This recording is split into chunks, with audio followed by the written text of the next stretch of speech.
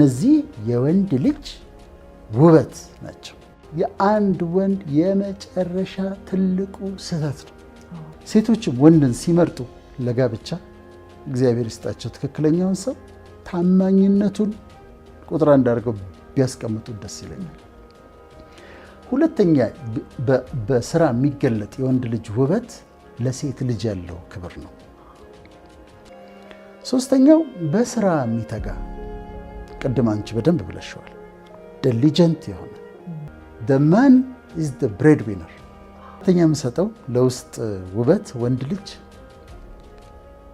ጀንትል የሆነ የማይጣላ you don't have to fight to be a man። ወንድ ለመሆን እኔ መደባደብ የለብኝም።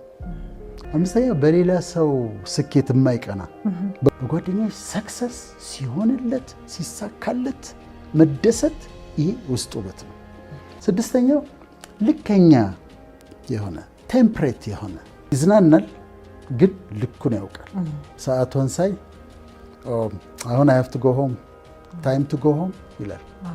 የመጨረሻ ባተላይ ያስቀመጥኩት በሰዎች ችግር ጊዜ የሚደርስ የውስጥ ውበት ያላቸው ወንዶች ከወደቅሽ እጃቸውን ዘርግተው ያነሱሻል።